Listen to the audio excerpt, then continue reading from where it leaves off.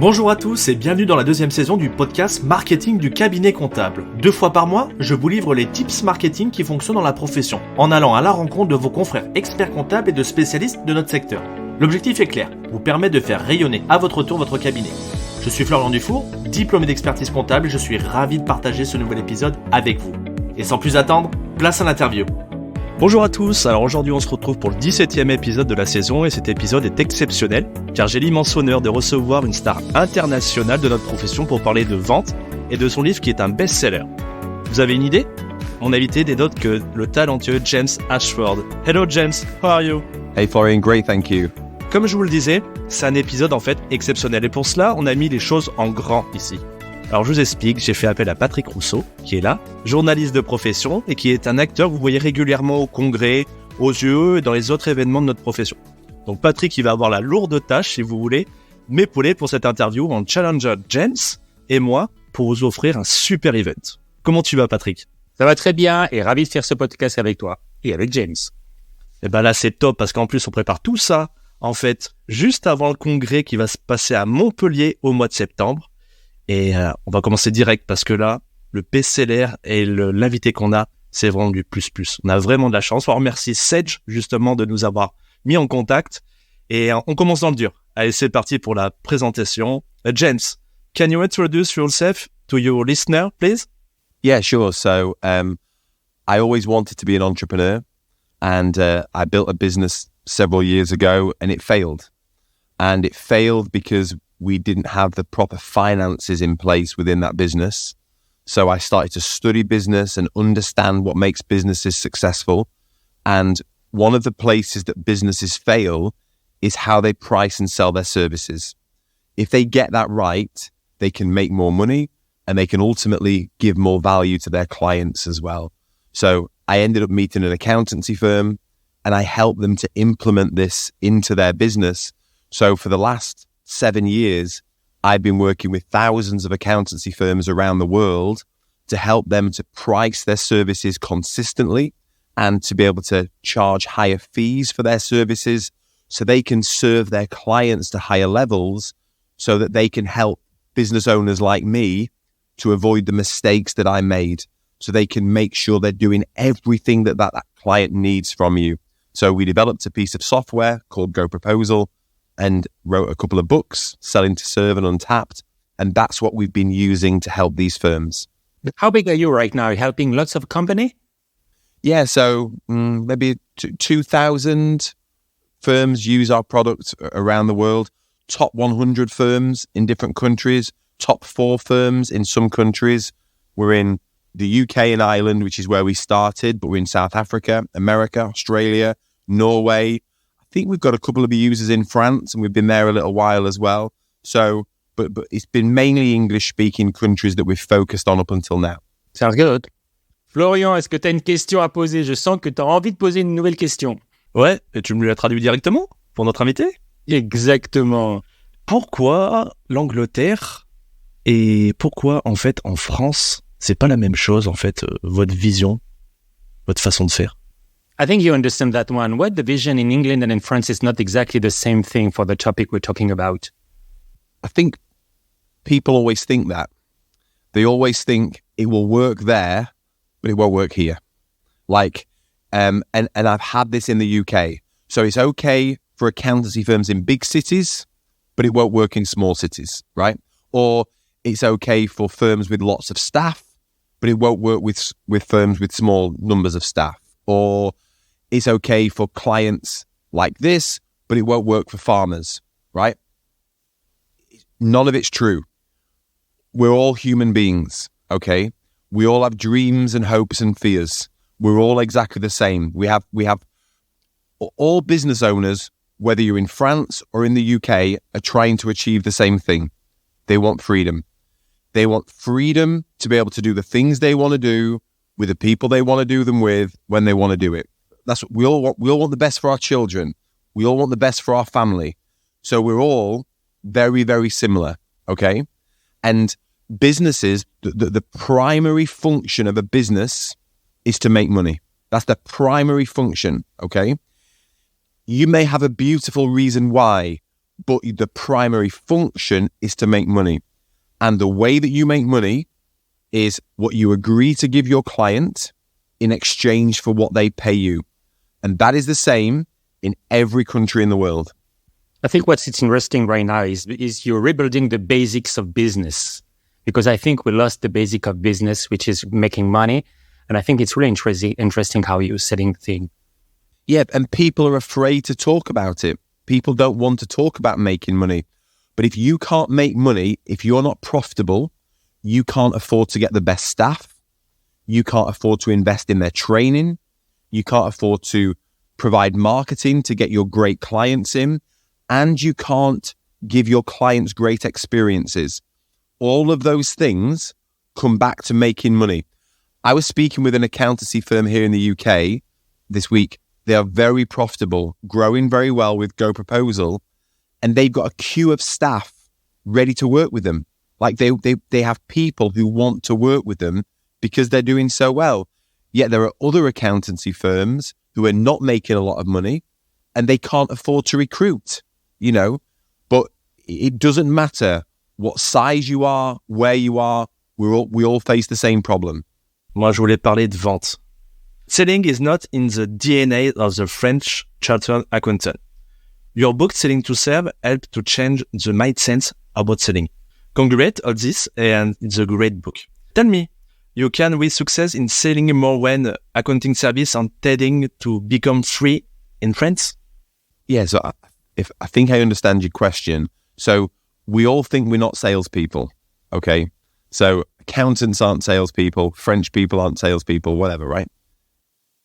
Everybody as a child was a salesperson. All children in any country are the best salespeople in the world, okay? So my children, they want some sweets, and you give them some sweets, and they want more sweets, and they want to stay up for longer, and they want to eat crap food, and they want to play computer games, and they just keep selling you. Like, children don't take no. But they just want more and more and more. They don't care. They're brilliant salespeople. So every person on here was once a great salesperson and they forgot. But also, everybody has experienced bad salespeople, okay? You bought a bad car. You bought the wrong phone contract. You bought some bad insurance or whatever, right? So everybody has experienced bad salespeople. And we think of salespeople. I've got it here, look. I did a talk the other week and I said, what do you think of salespeople? And they said, pushy, they're slimy, they don't listen, they're fake, they waste your time, they're false, they focus on themselves. It's the same. That's what everybody thinks of salespeople, right? But if you think of a medical professional, if you think of a top consultant, okay, you don't think of this. You think they're knowledgeable, they're trustworthy, they're specialists, they listen, they're calm, and they focus on you, okay? This is a terrible salesperson. This is a wonderful consultative salesperson. What we have to do is retrain what we believe a salesperson is. And it's the highest skill an accountant can learn. Selling is the highest skill an accountant can learn. Because if you can't sell, you can't serve your clients. And further than that, it's not just about selling services for money, okay? Let's say you have a client who uses some old software and you want them to use some new software, right? That's a sell. You're selling them that they have to improve their software. If they use paper receipts and you want them to use digital receipts and you've got to convince them to do that, that's a sell, yeah? If you want your client to give you all of the tax information by a certain date and they want to give you their tax information later, yeah, you're selling to them. And either you're selling to them or they're selling to you. So we have to become great salespeople. Florian, je trouve que c'est très intéressant ce que vient de dire James. Et je pense que tu peux nous en parler également pour la France. J'aimerais bien que tu nous en parles également pour la France parce que je crois que c'est pas très loin de ce que tu penses également. Du coup, j'ai tout compris. Il parle super bien, James. L'expérience client, donc le customer experience, c'est ce qu'il faut mettre dans notre profession. C'est qu'en fait, vendre déjà, c'est pas un gros mot. Vendre, c'est normal. Et on fait chaque action, comme l'a dit James. Quand on va donner une information sur la TVA, quand on va proposer des données, quand on va analyser, et ben on fait à chaque fois de la vente, même avec nos collaborateurs quand on discute de choses. Donc, ce qu'il faut, c'est avoir surtout une super expérience. Ce customer relationship, customer centric, c'est ultra important. C'est pas vendre de la compta, c'est plutôt j'ai un client au centre et autour, je propose de la compta, de l'administratif, contrôle de gestion. Et l'objectif, c'est d'avoir une expérience qui soit idéale, qui comprenne tout. Et je crois que tu vas beaucoup aujourd'hui par rapport à ça. C'est-à-dire qu'en fait, toi, dans tes activités au quotidien de marketing, notamment pour les experts comptables, c'est d'essayer de leur faire comprendre ça. Est-ce que tu peux nous dire un peu comment ça marche et quels sont les retours que tu as? Alors, on va mettre les pieds dans le plat. C'est toujours un peu dur, surtout pour les anciennes générations où, après, dans notre profession, on n'avait pas le droit de communiquer et le client venait tout seul. Donc, en fait, fallait avoir juste de l'expertise et faire ce qu'on nous demandait. Alors d'aujourd'hui, la profession, elle est compliquée. Donc, on voit que les tarifs baissent. On voit qu'il y a de plus en plus même entre confrères, on parlait de mots concurrence, même si on n'aime pas. Et là, il faut savoir dire ce que l'on fait. Il y a souvent une phrase que je dis souvent, c'est on a un savoir-faire, mais il faut le faire savoir surtout. Ça, c'est important. Parce que si on n'informe pas, le client ne comprend pas. Et alors d'aujourd'hui, il faut savoir se présenter. Je vais pas utiliser le mot vendre, mais se présenter, dire ce que l'on fait pour que les clients viennent, voir vraiment l'expertise. Je te laisse poser la prochaine question à James. Three questions. Yes, okay. Loyalization. In your book, you say that selling starts with selling to your clients, not to prospect. Can you explain why it's more interesting and simpler to sell to your clients? Yeah, sure. So you already have a relationship with your customers. They already know you, they already trust you, and they're already spending money with you, okay? But you will not be charging them for everything that you do. You'll be giving things away for free. Some clients you will be charging more than other people. And what happens is, it's like having a bucket with holes in it, right? So every accountancy firm is currently leaking money, leaking profit, anywhere between 20 and 40%. You are losing, most firms are losing between 20 to 40% of revenue from existing clients. So if you have a leaking bucket, why would you want to fill it up anymore? It's just making you work harder, okay? And so you've got to charge, you've got to be charging your existing clients. So let me show you what I mean. So let me give you a really simple example, right? So let's say you have a client spending 550 euros with you, okay? But you've discounted the fee and you've given a couple of extra things away for free. So you're actually charging 495 euros, okay? It's only a small amount. It's not a problem, okay? So you show this to an accountancy firm and you say, you've got a client that's paying you 495 euros a month, but they should be paying you 550 euros a month. Is that a problem for you? And most accountancy firms will say, well, it's okay. It's not perfect. It's not ideal, but it's not a problem. Okay. Then you show them this. Let's assume you make 20% profit in your accountancy firm. Okay. So you should be making 20% profit. The 55 euros that you've taken off here doesn't come off the 550. It comes off the profit. So now, instead of making 110 euros profit, you are making 55 euros profit. You have halved the profit, okay?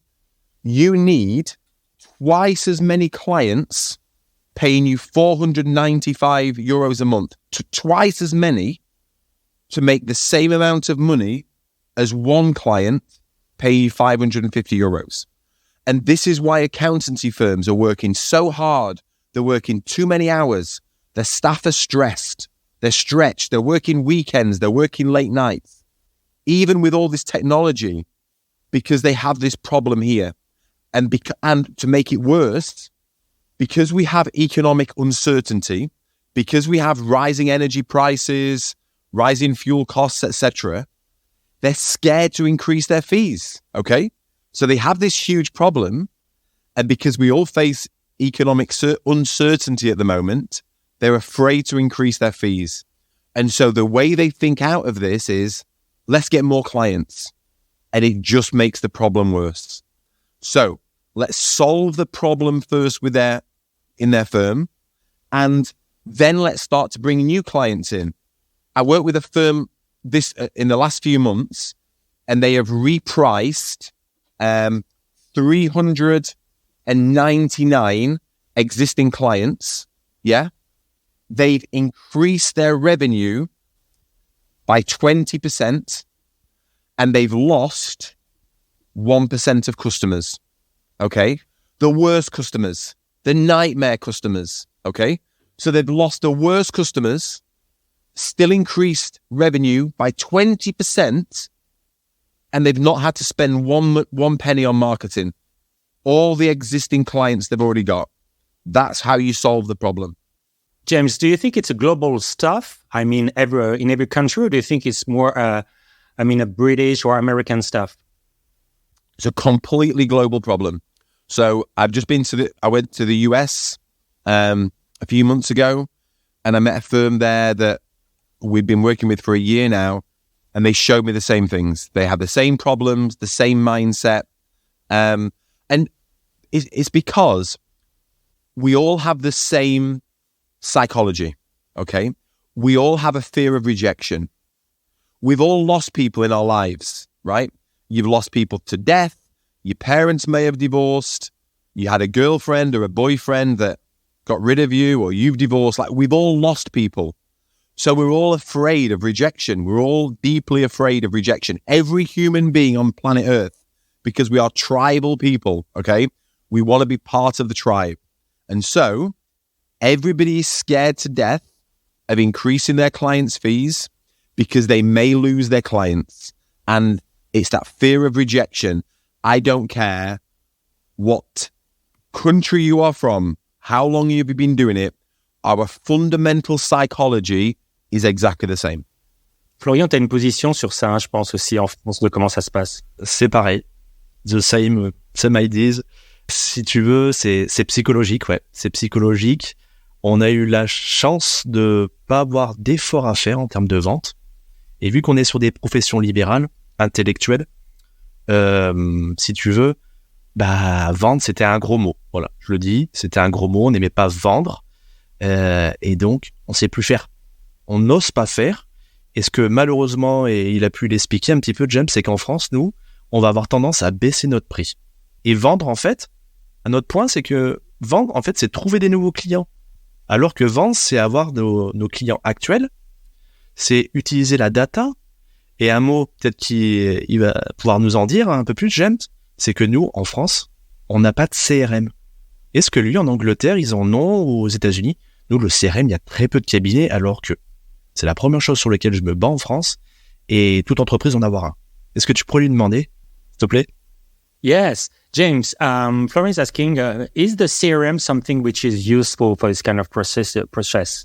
Yeah, so you need consistent... So when you price your services, pricing your services is never something that you solve. It's something that you just constantly improve, okay? It's never perfect. And so you need a system in order to be able to make it better, right? So you don't need a perfect system, but you need a system, and that system has to be constantly improving. And the other thing is, you've got to empower the entire team to be able to use the system. You can't grow your accountancy firm. You cannot grow it. All you can do is grow the team, and the team will grow the accountancy firm, okay? But every single person in that building, in your firm, needs to be able to price and sell your services. This is how most firms are set up. Imagine going to a restaurant, okay? And the waiter comes over or the waitress comes over and you say, have you got a menu? And they say, no menu. Oh, okay. Well, I'll have what I had at the last place, which was McDonald's. So I'll have a burger and fries, right? How much is it going to cost? Okay. They then have to go and ask the head chef, because the head chef is the only person that knows the cost. So they have to interrupt the busiest person in the whole building to find out how much this burger and fries costs, right? The problem, if you had a restaurant like that, the restaurant would fail. It would fail, okay? But that's how every accountancy firm runs. What we need is a menu of services that's been agreed, that's profitable, that's priced properly, that everybody in the building knows how to sell the services on it. So if I come in, they don't say, well, what do you want? Or what did you have at the last restaurant? What did you have in your last accountancy firm? They say, what do you need? What do you love? Oh, I love steak. I love this. How do you want it cooking?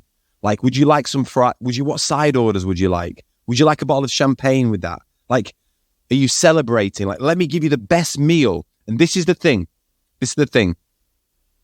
You shouldn't be providing the clients with what they want. You have to provide them with what they really need. Yeah. We have to change the conversation. We have to understand them better.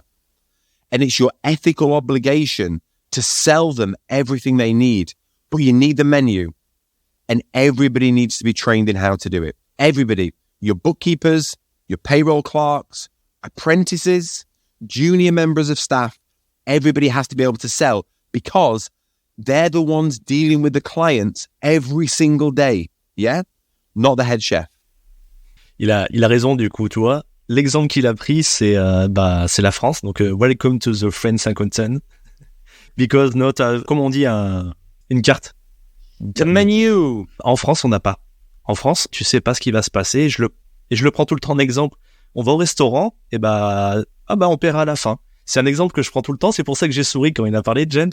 Justement, il m'a déjà répondu à la question que je voulais poser sur l'organisation. C'est ultra important. Il faut être organisé quand tu veux monter en taille. C'est ce qu'il vient de nous dire. Et derrière, que ça nous permet de vendre. Faut que tout le monde y puisse vendre. C'est la première chose. Tu pourrais lui demander et lui dire que nous, en France, en fait, les experts comptables, ils aiment pas qu'on ait une offre de service. C'est plutôt en fonction de la demande, tu vois. C'est plutôt, on fait toute la compta. Et on propose en fonction de qui t'as. Et je sais qu'il aime pas ça. Il pourrait nous donner un petit peu son avis là-dessus? Yeah, Florian was talking about, just a few words you had a few moments ago, when you said that you don't have to sell the things they want, but sell the things they need. So can you go further on of this idea? Because in France, it's always a problem with that. We're just providing the things that the people want and not providing the things that they really need. Yeah, absolutely. And so we have to have the courage to ask better questions. Okay. So when I was a business owner, I didn't want balance sheets and profit and loss and bookkeep. I didn't want any of that. I wanted to take my children to and from school every day. I wanted to live in a bigger house near my children's school. Yeah. I wanted my wife to leave work so she could do the things she wanted to do. That was what was important to me. Okay. I wanted to be able to sell the business. I wanted to be able to sell the business one day for a certain amount of money, right? If you don't know those things about me, there is no way you can be giving me the services that I need. So we need to change the questions, and we need to stop talking to people like they're business owners or clients, and we need to start talking to them like they're people, yeah? With hopes and dreams and fears and wishes and children and wives and husbands. We need to have that conversation, okay? And then once we know what they really want, what does a great week look like for them? What does a great year look like for them, etc.? Then we can figure out what's preventing them from getting there. What are the problems? Okay. So are they not making enough money? Do they not have enough staff? Do they need more time? And also, where are they now? We need to understand, if this is we need to know where they want to go. We need to know where they are now, and we need to know the obstacles in the way. Once we have that, you then have to present everything that client needs. Everything. Okay. The question to ask is, what would I want if I was them, knowing what I know? Okay. What would I want if I was them, knowing what I know? And when you present everything to them, They don't have to accept it. You may say you need all of these things, and they may say, well, I want to start with these things, right? So let me show you this. So with my previous accountant, I was spending 250 euros a month, okay? And he tried to sell me just a few more services to 300 euros a month, but I didn't see the value in it, okay? I didn't see the value. I went to the next accountancy firm, and he took the time to figure out what I really needed, what my real problems were, and he presented a set of services to me that were 750 euros, okay? I didn't see the value in this, but I did see the value in this. And I started spending that with him, and over the next 5-6 years, I ended up spending 6,000 euros a month with that accounting firm. Over 6 years, 5 years, I spent £250,000 with that accountancy firm because he took the time to figure out what I need.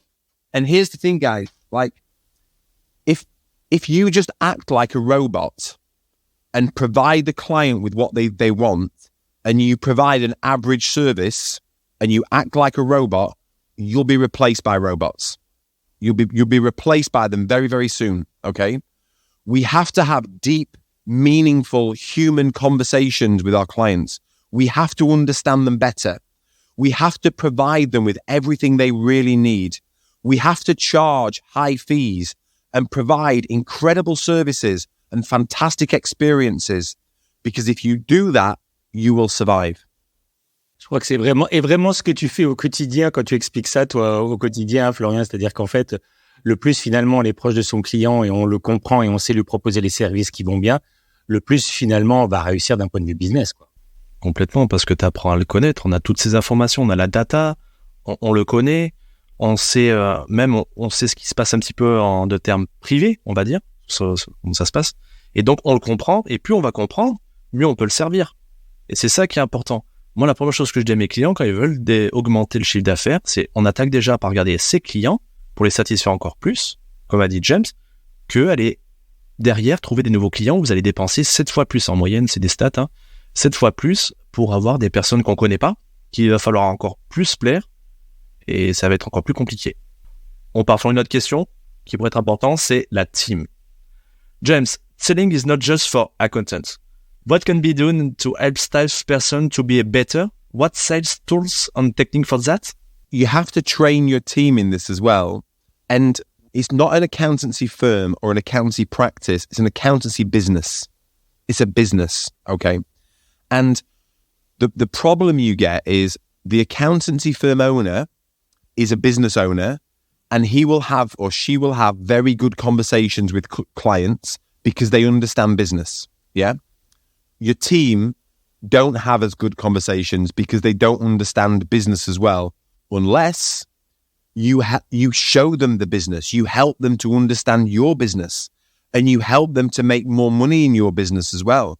So if they're able to make your accountancy business better, more profitable, to get more money in quicker, to charge monthly instead of annually, to increase fees, to sell more, then they become better for your customers as well, because they will have more knowledge about how to grow a successful business, and they'll be able to help your clients. And here's the thing, your team want to do it. This is the thing, right? What happens is the firm owner, the business owner, has very close relationships with the customers. Maybe they've been customers for a long time, okay? So they're very emotionally attached to these customers. So they're actually afraid of increasing fees because they're scared of losing them. So they think that their team will be afraid too. The team don't care. The team, when you go and speak to the team, they're like, yeah, I'll sell more. I'll charge more. I don't care. Let's go, right? So what we do is we get accountancy firms. They'll buy Selling to Serve, the book, and they will train their entire team in it. So all of their team read the book over a month or 2 months or whatever, and they use it as a training tool, so they can start going and doing this. It's so important. I've just been with an accountancy firm last week, and they have apprentices. So they have 3 apprentices who they're training from the ground up. I've got them training in sales from day one, like how to price properly, how to sell properly. Nobody teaches this. They teach you how to do the bookkeeping or the payroll or the tax or whatever, but they don't teach you how to sell. They don't teach you how to price. And if you can't do that, it's very hard to be successful. Il y a une question que je voudrais lui poser, du coup. En France, beaucoup d'experts se disent, c'est bien la vente, mais je vais avoir des collaborateurs qui vont pas vouloir. Et les 3/4 des gens, entre guillemets, qui sont venus dans le monde du comptable, c'est pour échapper, en fait, au contact. On se dit, on se met dans les papiers, j'aurai pas de contact. Comment ils pourraient nous aider à essayer d'accompagner, d'aider ces personnes-là qui ont peur de la vente, tu vois?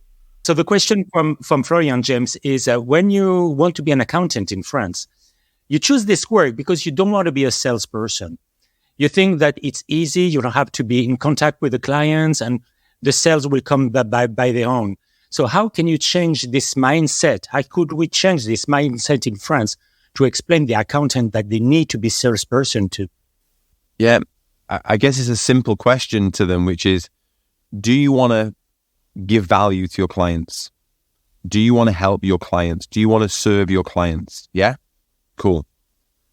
You can't do any of that unless a sale happens. Fact. Okay? Because the sale is an exchange of value in exchange for money. Okay? So you cannot do any of the things you want to do without a sale happening. Now, here in the UK, and maybe this is similar in France, but like 30 years ago, accountants weren't allowed to sell. They weren't allowed to do any marketing. Is that the case in France as well? Were they not allowed to? On a très peu. So in the UK, no marketing. You couldn't sell your services, right? So the accounting industry is an old industry, but the ability to sell and market your services properly, and so marketing is selling, websites are selling, all of these things are selling. This is a very new component of the industry. Other industries have had selling within them since day one. Go back to a restaurant or the car industry or wherever. They're all able to sell, yeah?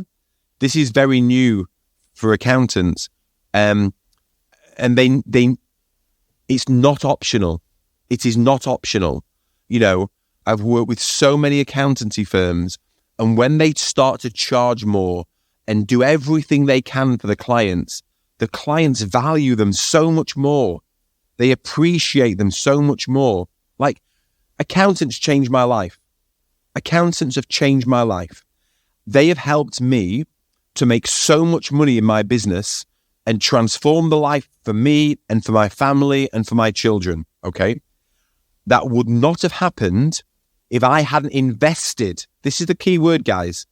If I hadn't invested properly into the finance function of my business.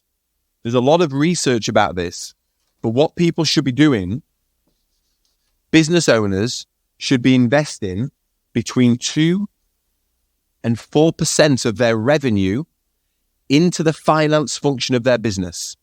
The primary function of their business, is to make money. So they have to be investing into that finance function to help them to make more money. So you're not selling to clients. You're helping them to invest at the right level into the finance function. You don't have to do a hard sell. All selling is, guys. Selling is helping your clients to make the right decision for themselves. That's all you're doing. You're helping them to make the right decision for them. This is not about you forcing something rubbish on them. You're just helping them to make that right decision and to invest properly. So let's say they come to you, and we had this here in the UK recently with one of our GoProposal users. So a client had come to them and they were spending €1,000 a year with their previous accountant. Okay. So he came to the new accountant He said, I've been spending €1,000 a year. How can you help me? And he looked at what they were doing and he said, you have been underinvesting massively into the finance function of your business, dangerously so. If you work with me, I will not allow you to underinvest anymore into the finance function. So he spent a lot of time understanding the client, what they wanted to do, and presented what that client genuinely needed. And rather than it be €1,000 a year, it was €25,000 a year. The client signed up like that, no hesitation, because he wasn't going to allow him to underinvest anymore. Je suis complètement d'accord. Il y a un mot qu'il a répété plusieurs fois, James, c'est investissement. Nous, en France, on est vu comme une charge. On est une charge. Est-ce que lui, c'est la même chose au UK ou est-ce que derrière, c'est juste une mentalité qu'il faut qu'on change? C'est la façon de la présenter en fait par l'expert comptable. Yeah, James, the question for Florian is, when you talk about investing, in France, when you're talking about investing, it will look like losing money, but how can we change the mindset in France? Because sometimes investing in another country is much more going further on, looking at the future. But here, investing is always, some kind of pain in the ass. You say, oh, I'm losing money in investing. Is it worth it? So can you tell us how we could change the mindset? So investing here is a positive phrase because it's like you could be investing in your health. You could be investing in your future, into your finances, investing into your education. What's the equivalent word in France that has a positive connotation instead of investing? En France, c'est investissement, pareil, gagner. In France, the problem is with looking at investing is a positive stuff when you have all the keys and everything. So that's the reason why sometimes people are just, thinking a lot before investing. They're not sure, especially in the accountant business. People are not very investing, in new stuff, So there's the reason why we need to have your vision about investing in new stuff. I think it takes time to educate people around this, and the reason I wanted to invest properly is because I'd had a business fail before. And so I wanted to avoid the pain of what I had experienced, which is why I wanted to invest properly. What you've got to help the client to understand is where do they get to? So if they do this, where will they be at the end of it? So let me give you an example from another industry. So physiotherapists. You have physiotherapists in France? That's the same. Yeah. So if you call a physiotherapist with a bad back, okay, every physio asks the same questions. Whereabouts is the pain? How long have you had the pain? What type of pain is it? What makes the pain worse? They focus on the pain, right? And then they bring you in and they deal with the pain, okay? And what they do is they're selling their time for money. So physios are very similar to accountants because accountants are selling their time for money. A friend of mine runs one of the most successful physios in the UK, okay? And when you ring his physio up and you say, hey, I've got a bad back, can you help me? He says, let me just ask you a few questions first. First question, what could you do before that this bad back is now preventing you from being able to do? Well, I used to go gardening. I do tango dancing with my wife. I take my children to the park. Okay, so what you're trying to do is you're trying to dance more, win the next dance competition, take your children away, your grandchildren on holiday, have the most beautiful garden, win the gardening awards. Is that what you're trying to do? Okay, that's what we're going to help you to do. Yeah, that's the value. Now, tell me about your back. So you've got to understand where the client is trying to get to and what the value is. Let me give you one more example. Do you help me to translate this one? A skip, to put rubbish in. Do you have skip hire in France? What do you call it? Like if you were emptying your garden and you were clearing a large amount of waste. C'est tous les grands bacs qu'on a où on met toutes les herbes dans le jardin. Yeah. Yeah, a large container. Okay. Yeah. So a friend of mine has a skip company and people were calling him and saying, how much to hire one of these? And he'd be like, £300 for the weekend, okay? Too expensive. And away they go. And people were calling him, asking how much for one of these things. And they were focusing on price. It was all about the price. They wanted it cheaper and cheaper. I changed the questions for them. So, Pat, you call in and you say, I want a skip for the weekend. I want a big container for the weekend. And I say, cool. What are you putting in it? And you say, well, garden waste and a tree and some bricks and some soil. Okay. I then say to you, Pat, are you filling it yourself? Okay. And you say, yes, sure, I'm going to fill it myself. Okay. If I could send someone with the skip to fill it for you and you weren't filling a skip this weekend, what would you be doing? Oh, wow. Well, I'd go sailing or I'd go swimming or I'd do, okay. So if I can give you your weekend, if I can make your weekend free, how much is that worth to you? Like you've called me to buy a skip. I'm selling you your weekend back. Does that make sense? I need to connect to the value. That's why we've got to start with a different conversation, right? With our clients. Going back to what I wanted, I didn't want accounting services. I didn't want to invest in accounting services. I didn't care about payroll or tax returns or anything like that. I wanted to take my kids to and from school. Wanted to go to Lapland to see Santa Claus at Christmas, right? My wife wanted this car, wanted to buy this house. I wanted these holidays. I wanted to work 4 days a week.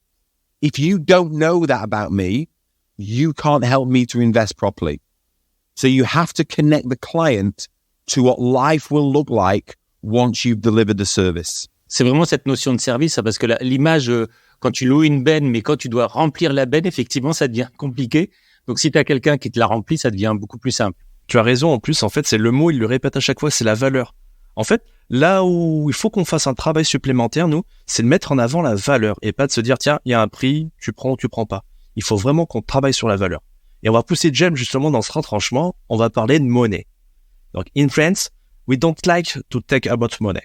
It's a cultural thing, but you have to talk about money when you are selling a service. The French market is competitive, with accounting fields failing in inflation on top that.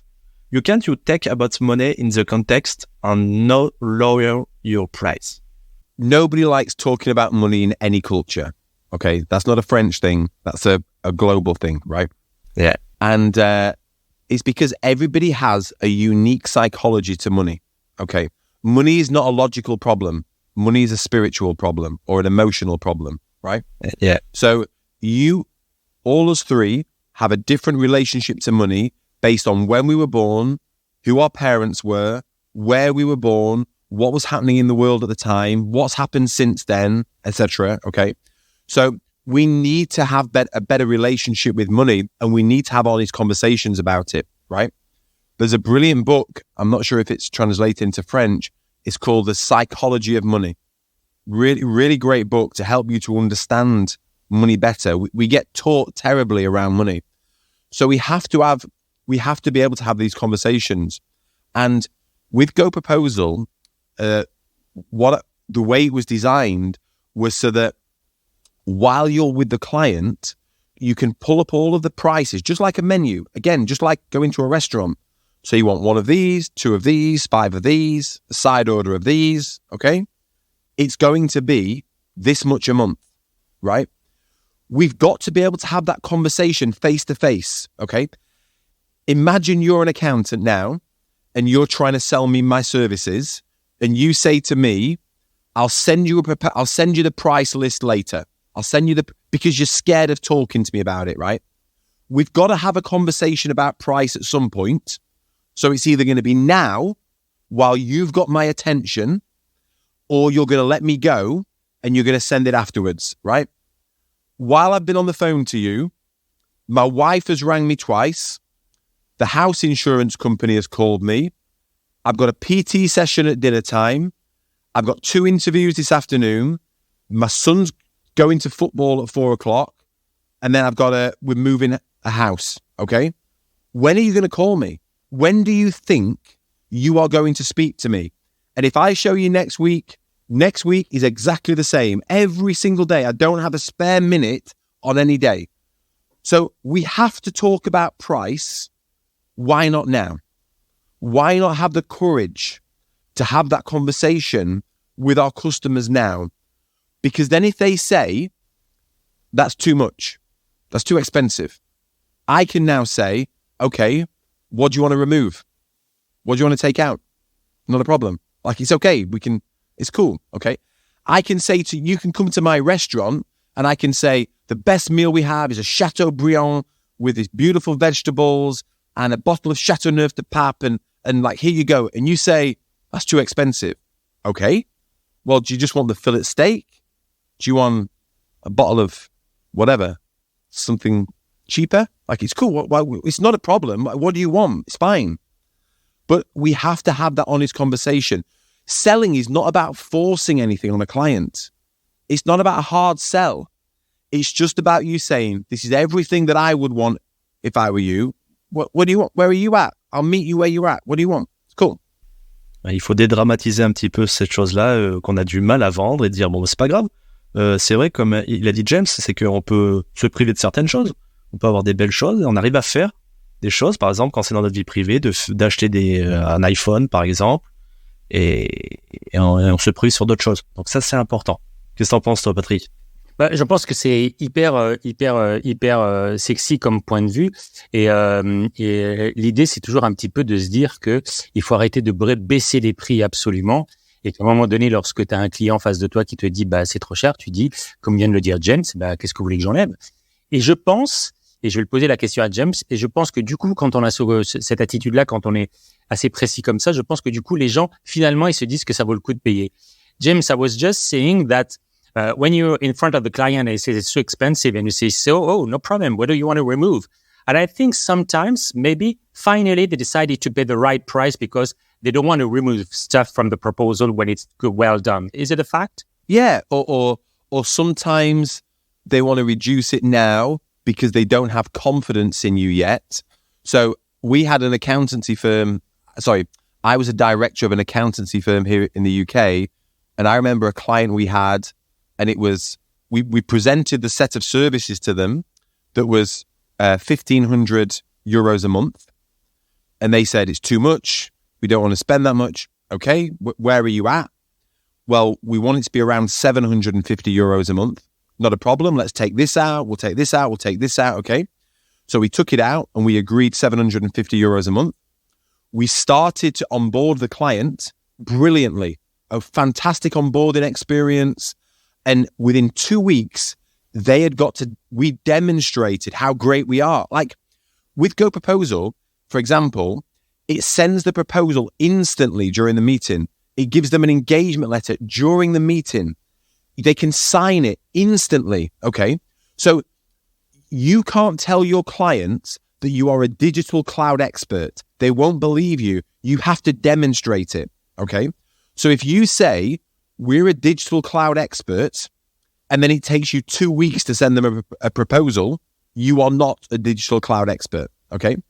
But if you can do that during the meeting and onboard the client really fast with a great experience, they will have confidence in you. So this client said, I want to spend 750 euros a month. Within 2 weeks, they came back to us and says, right, we want to now spend the full £1,500 a month. We now have the confidence in you. So we'll meet them. The phrase is, meet the client where they are. Present everything that you would want if you were them. Present it whilst you're with them. And don't just go, ta-da, that's everything.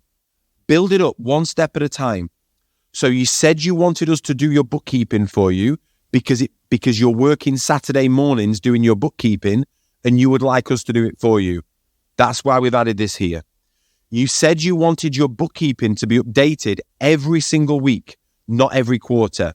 That's why we've added this service here. You said you wanted us to do your tax return for you and your wife. That's this.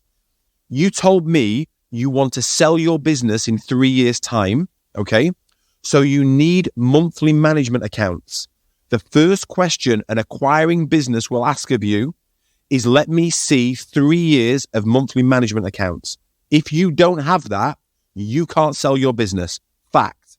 So because you told me you wanted to sell your business, that's why we've included monthly management accounts. Do you understand? Yes. So I'm going through every single step and I'm getting agreement to every single step as to why we're doing this. Yeah. You said to me, you're playing golf, but you're losing because you're not, but you need to practice on a Friday afternoon. Okay. But you can't practice on a Friday afternoon because you have to send all of your invoices out. So we're going to send all of your invoices out for you so you can get better at golf. Yeah. So I'm connecting, I'm showing you why we're doing everything here. And then at the end, with no emotion, that's the price. Okay. And then, and here's the key part, shut your mouth. Ferme ta bouche. Like you present it, just keep quiet. Yeah. The client may go, the client may be silent. They're just thinking about it. It doesn't mean, their silence doesn't mean anything. Allow them to be quiet. You remain quiet and then wait to what they see. If that's too much, not a problem. It's fine. What do you want to take out? Okay. Well, you do your own invoices and you can keep losing at golf. Not a problem. You go do that. It's fine. Are you with me? Yes, we are. On est tous d'accord là-dessus. En plus, il y a une bonne traduction au français. Tu te débrouilles bien, James. On va parler un petit peu de ton bouquin. Donc, in your book, you talk about your GoProposal method. Can you tell us more about how it works with English firms? Yeah, sure. So when this was first invented, I went to the accountancy firm that was selling me the €750 a month. And I said, cool, where do I sign? Like, let's go. Yeah, I'll sign now. And he said, oh, no. We have to send you a proposal, an engagement letter. And I'm like, okay, cool. So I left his office and I got back to my wife and she said, how did it go? And I said, it was brilliant. We found a brilliant accountancy firm. They're just what we need. And she said, how much is it? And I said, €750 a month. She's like, oh my, it's a lot. She didn't really say that. How much? Oh my God. What are we getting for that? I'm like, I have no idea, but it sounded brilliant. Okay. So a week later, I got the proposal and the guy rang me back and I said, look, you said you were a digital expert. You said you were going to save me time. You've done nothing. In fact, you've wasted my time and you've not demonstrated your expertise. And he said, this is the king. He said, but we're better than the other accountancy firms. And I said, I'm not comparing you to the other accountancy firms. I'm comparing you to Amazon. I'm comparing you to Uber. I'm comparing you to anything I want to compare you to. And you are not as good as them. Okay. So, but let me help you with it. So I developed some technology that allowed him to sit with his client with a menu of services, with sophisticated agreed pricing sat behind every service. So he could easily agree the fee with a client. They can remove things, add things, not a problem. And when the client says, I'm happy, with one button, the client can sign it on the screen. They get the proposal, beautiful proposal, an engagement letter. It triggers the payment, the invoicing, and triggers all of the onboarding process. So they leave the meeting and it's all done. Everything is done. There's nothing else to do. It's a fantastic experience. At the time, he was the only person in the firm that could sell services to clients, but he had 13 members of staff. Okay. Within a few months, we had empowered all 13 members of staff to be able to price and sell services. So if you're going to change your accountancy firm and you want to systemize it and you want to take control of your clients, and here's the reason why. Bad clients don't exist. Bad clients are created. You create bad clients, okay? Because they come to you and they say, can you discount the price? It's too expensive. Can you discount the price? And you go, okay, we'll discount the price a little bit. Can you do payroll for free? Okay, we'll do payroll for free. Okay. Or this meeting was meant to have finished now. But can I have 10 more minutes of your time? Okay, we'll have 10 more minutes of my time, okay? And then 6 months later, the client doesn't value what you do and doesn't value your time. Yeah, guess what? You trained them in how to do that. You trained them that your services have no value. You trained them that your time has no value, okay? You're either creating great clients or you're creating bad clients. And the place it starts is with how you price and sell your services. It's the first system in your business, because if you cannot control the profitability of your clients, if you cannot control the profitability of your firm, you cannot control anything else. So every other system will fail because you've not controlled the price and the set of services for your clients. It's the first thing to do. And whether you use GoProposal or not, it doesn't matter. It's still the first thing you have to do. Complètement, comme disait James, en fait, c'est un peu de notre faute, entre guillemets, si on a des mauvais clients. C'est nous, il faut qu'on se mette des limites, qu'on mette des limites à nos clients, surtout, pour qu'on soit efficace. Il ne faut pas surtout oublier qu'on est une entreprise nous-mêmes, les cabinets, et qu'il faut qu'on négocie, qu'on ait dans la tête toujours qu'on est là pour faire de l'argent. Et donc, il faut qu'on optimise notre temps et en mettant certaines règles. Si on optimise ça, ça va être bon, et c'est ce qu'il a fait un petit peu avec sa technique. J'ai une question à te poser, Florian, par rapport à ça. Est-ce que tu trouves pas qu'en France, il y a probablement une résistance au changement par rapport à ce type de changement que toi, d'ailleurs, tu proposes? Complètement, on a une c'est le mindset qu'il faut qu'on change. C'est ce fameux mindset où on doit changer notre façon de penser, de faire, de savoir dire non. Dire non au client, voilà, c'est un mauvais client, faut qu'on arrête, et que le nouveau client, faut qu'on fasse comme ça, qu'on se mette des règles. Et surtout, il y a une chose qu'on oublie un petit peu dans les cabinets, c'est que souvent, c'est que c'est pas bien organisé, on fait pas tous la même chose d'un associé à l'autre. Donc déjà, il faudrait harmoniser à l'intérieur sur nos façons de faire et que tout le monde ne déroge pas à la règle. En se tenant cette ligne de conduite, on pourra aller du point A au point B. Moi, c'est comme ça que je le vois. Allez, on a une dernière question avant de faire un petit jeu. On va demander une question de marketing à James. James, what's your ultimate marketing advice to save the French accountant? Yeah. So I keep coming back to restaurants and chefs. Okay. So it's a very good analogy. Okay. What you've got to do is you've got to give everything away. You've got to share everything you know. Okay. So let's say, for example, you're helping a client today. So a client has called you and they want to know about how to buy can they buy an electric car? What are the tax savings of an electric car? Okay.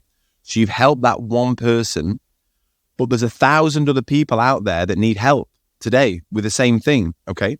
So you could share that same advice on LinkedIn, on Facebook, Twitter, TikTok, whatever. Okay. Saying a client came to us today. This was their problem. This was how we helped them. Here you go. Right. Accountants are scared to do that because they think if they give their knowledge away, that people won't come to them. The opposite is true. Knowledge has no value in the world anymore. The value of knowledge has gone. Google and ChatGPT, they have removed the value of knowledge. The value is in doing and in creating great experiences. So if you think about a great chef, so you know Gordon Ramsay, for example. So Gordon Ramsay, hugely successful restaurateur, $1 billion business, Ramsay Holdings, okay? But he gives everybody his recipes. He writes them in the books, okay? He goes on TV. He shows you how to cook his food. He shows you how to set up a restaurant like him. He gives it all away. You may even have one of his recipe books, okay? And you may have cooked one recipe once, yeah? But if you ever walk past a Gordon Ramsay restaurant, you're like, I want to go in here, yeah? So you've got to be the accountancy firm that gives all the knowledge away. Just help people. It's not about producing content. It's about documenting what you're doing. You're just documenting your day. So I've helped this person. Let me help some more people. Oh, and by the way, if you would like to speak to us about how we can do this for you, give me a call. Yeah. It comes from a place of how do you help as many people as you can? Think about it's the same marketing method for GoProposal. We've got a product, GoProposal, that will help you to grow your revenue 20 to 40%. Okay. There you go. But maybe you don't want that. So let me give you the book. I'll give you the book, Selling to Serve, and that will show you how to do it. Maybe you don't want the book. So I'll do this webinar and I'll help people with a webinar instead. Like, I don't care. If you just help people, if you genuinely try and help people, if you champion the industry that you're trying to serve and you give all of your knowledge away, the work will come to you. People will want to work with you. You will be seen as the number one expert in your industry. Oh bah c'est top, hein. C'est top, franchement, ce qu'il nous a donné là.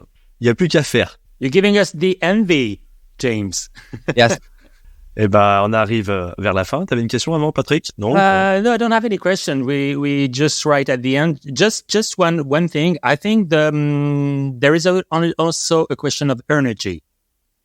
You know what I mean? You know, you can do things like you look like you're forced to do stuff, but if you had this energy of discovering new stuff, I think that's something really important. Yeah, and look, just to finish things off, it's like doing what I've described is hard.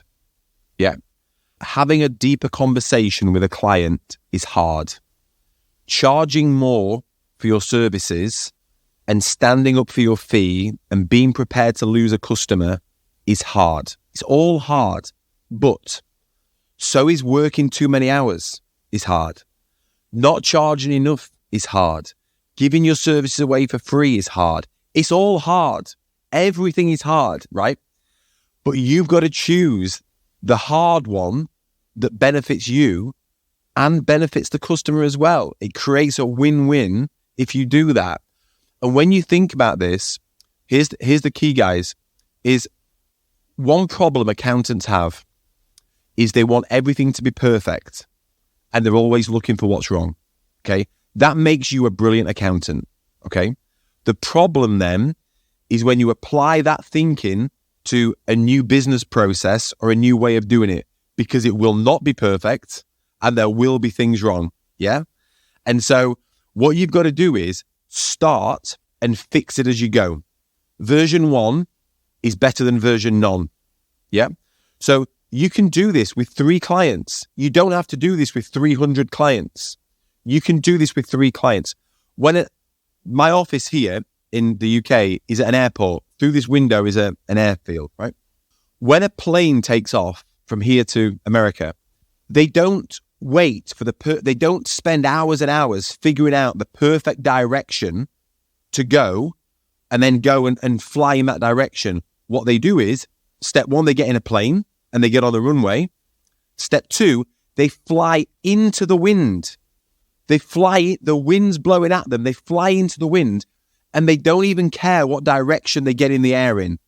Once they get in the air, on the way to America, they make hundreds and hundreds of decisions, small decisions, to get them to where they want to be, right? Guys, you've just got to get in the plane to start with. And it's hard. The wind's blowing at you. Economic winds, client winds, competitive winds. It's all blowing against you. But you've got to fly into it. That's the thing that's going to get you in the air. And here's the key bit, guys. An aeroplane will use more fuel to get into the air than it does to get to the destination. It uses more fuel just to get off the ground, yeah? So when you do anything like this, you've got to be ready. You've got to get your team involved. You've got to know why you're doing this, yeah? You've got to, if you're an accountant listening to this and you're working too late, you're not seeing your children enough, you're stressed, you're not making enough money, that's why you're doing this. Like, you're the most important person here. Like, you've got to change your life and your business will help you to get the life that you want. But it might mean flying into the wind and it will require a lot of energy. But I promise you, with the thousands and thousands of firms that I've worked with, life at the other side of this is far better for you, it's far better for your team, and it's far better for your clients. Bah, je crois que c'est plutôt bien résumé, hein. Justement, moi, je voulais avoir ton avis parce qu'on voit qu'il y a vraiment une question d'énergie. Donc, je voulais un petit peu que tu réagisses par rapport à ça. Bah, je suis d'accord avec lui déjà. Premièrement, c'est de pas vouloir faire la chose parfaite. Il faut agir. Il faut aller à fond. Et il faut faire, comme il a dit, par étapes. On avance. Et puis aussi, il faut influer cette énergie à nos collaborateurs, à nos clients, et en donnant un objectif, dire voilà vers où on veut aller, voilà ce qu'on veut vous offrir. Derrière, c'est important. Et si on arrive à transmettre toujours ça, les gens ils vont avoir confiance en nous, ainsi de suite, et donc on va se prendre dans le projet. C'est vraiment déjà pas attendre, pas dire c'est parfait sinon j'y vais pas. Mais on y va, voilà où on veut aller, on fait tout le meilleur, et puis on suit, on va dans l'aventure. C'est l'aventure, quoi. Je pense que c'est plutôt pas mal pour la fin. Oui, c'est bien. Mais on va faire un petit truc avant de partir. Alors, to finish this interview, I'd like you to play a game called This or That. The aim is for listeners to get to know you better. I will give you 2 alternatives and you tell me which one suits you. Are you ready? Ready. Okay. Football. Manchester United or Manchester City? Oh, what a terrible question. This is the truth, right? I don't care about either of them, but when Eric Cantona played for Man United, it was Man United. Eric Cantona is my favourite footballer of all time, right? So I don't care about either, but if we go back in time to when Eric Cantona played Man United. Second, choose sneakers or Crocs? Because James posted a video on Instagram. Yes, I've actually got my Crocs up now. I think I'm still a sneakers person, but I'm trying to be cooler. I'm trying to be down with the kids. So I think I'm probably sneakers, really. Music. Yes. Oasis or the Stone Roses? Great question. I think Oasis. I went to see Oasis live, and for a year in London, I lived next door to Liam Gallagher. He lived in one half of the house, and we lived in the other half of the house for a year. So I think it has to be Oasis. Pour ceux qui nous écoutent, Liam Gallagher, c'est le lead singer de Oasis. Ouais, il a pu les rencontrer. Did you meet them? Yeah. Ah, That's cool. Ils vont se rassembler maintenant ou pas? Are they coming back together? I don't think so. I think they're done. Yeah. I think they're done. French food or English food?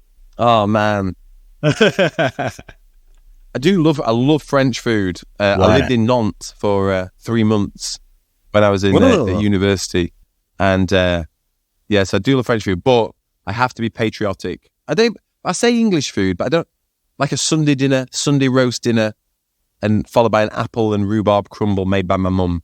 So I think I love French food. You know, you guys are the experts, but I have to be patriotic and say English food. Okay, cars, Porsche or Jaguar? Porsche already. I don't even need to hear the second option.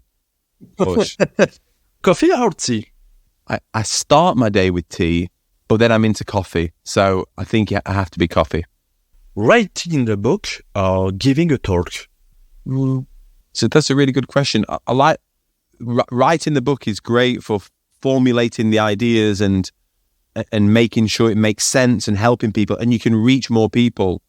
But then I love the energy and the interaction with a talk. So last week I gave a talk to 100 people. It was a 2-hour talk, and the energy in the room was just fantastic. We've even got a lot of energy here today, even though we're virtual, a lot of energy. So I think the book is great to get the idea out there, but I just love human interaction with real people and genuinely trying to make a difference in their life.